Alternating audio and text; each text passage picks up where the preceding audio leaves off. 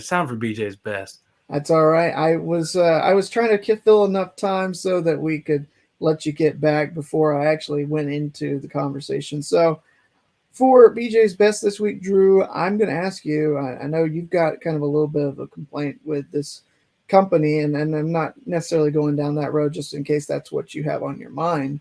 But are you familiar with a Hulu original show called Only Murders in the Building? No, actually. Okay, well, it just they just dropped the first couple of episodes as season 3, so that's going to be an episode a week starting. They dropped a late Monday night, early Tuesday morning, um, on Hulu, and it's a show starring Steve Martin, Martin Short, and uh,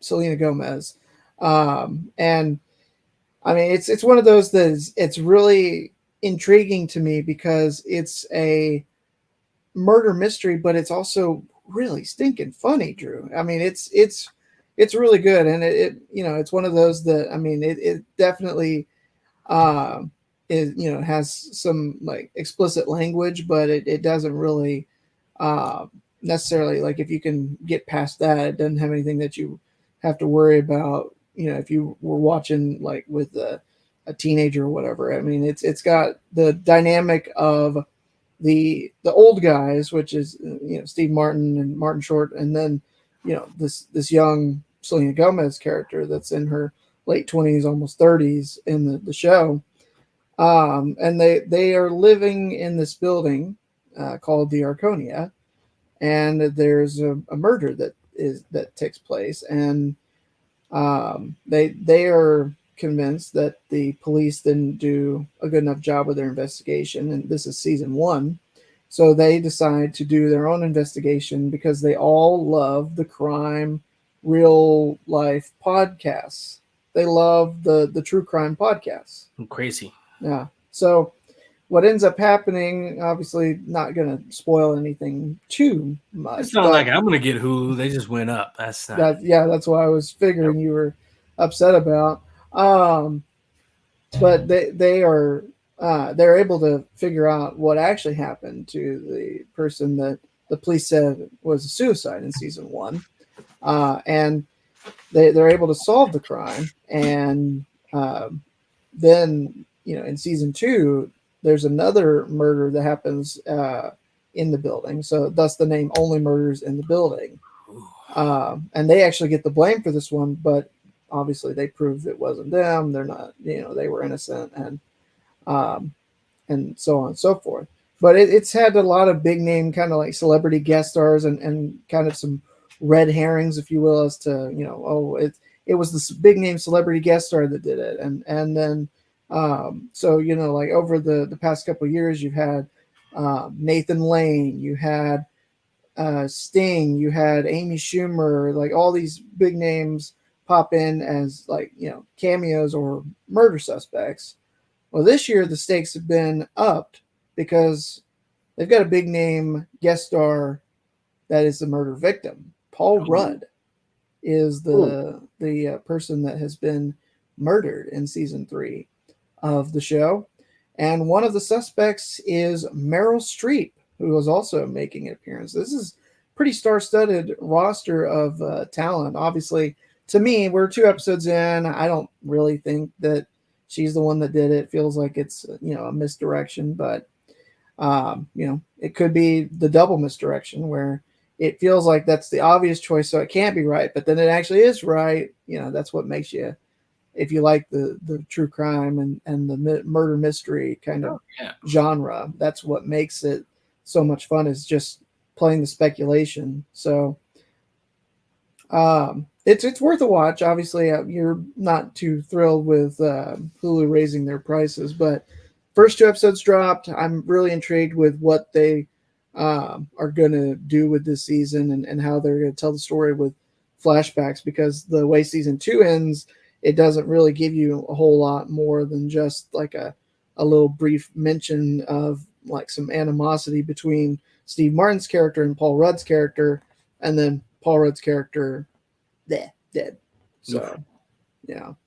it's gonna be interesting. I'm really excited, and with the strikes going on in Hollywood, with not just the actors but the writers as well. I'm gonna try to salve it, to savor and make this last, because once we get kind of the well dries up with new content, it's gonna be going back and rewatching some old shows, because there won't be anything new for a couple months until they get everything kind of lined up, written, and then actually shot and then produced. So Better hope they're not in the writer's strike.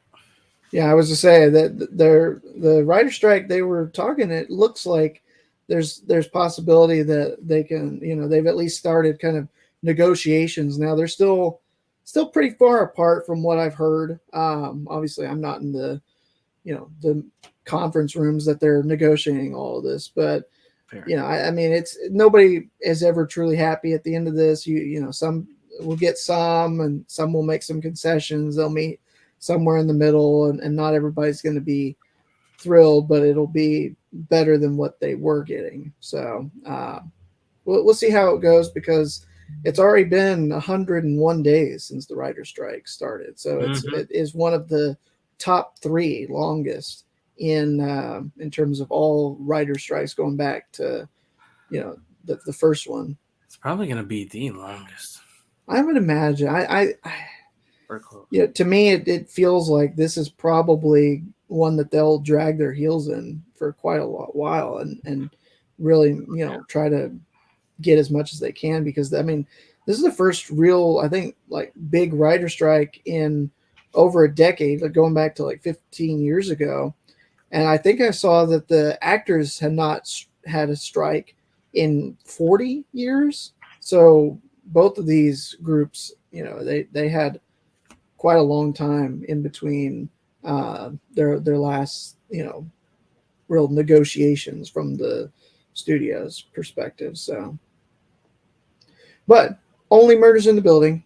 If you've seen the first 2 seasons, you will like the 3rd season. If you haven't watched it, I mean, definitely worth watching one episode if you've got Hulu, because I watched. I was it was late one night when I first found it, and I was like, well, I'll watch one episode, and immediately I was like, man, I really want to watch another, but I got to go to bed. And so, like, when I had some more time, binge worthy is what you say. Okay. It is definitely binge worthy, and so the first 2 seasons were very binge worthy, and having to do this week by week is a different feeling for me. And so I'm not sure if I like that or not.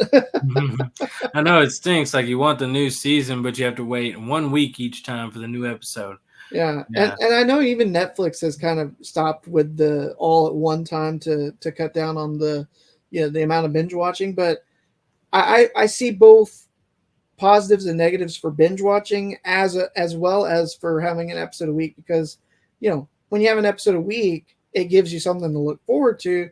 But if you're somebody that like immediately just wants to get absorbed back into the world, you'd love to watch it all in one sitting, and then you can go back and rewatch and in the time in between the season and the next. Oddly enough, you know how I kind of feel about binge watching now? It's like you forget more of it if you binge watch it, but if you kind of space it out, you remember more of it, because you have to space it out and be like, man, remember what happened last time? Yeah, Jake just killed whatever, like, gotta keep track of it.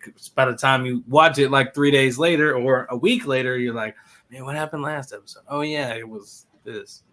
Yeah. So, it definitely makes sense. So yeah, there's positives and negatives to both. Yeah.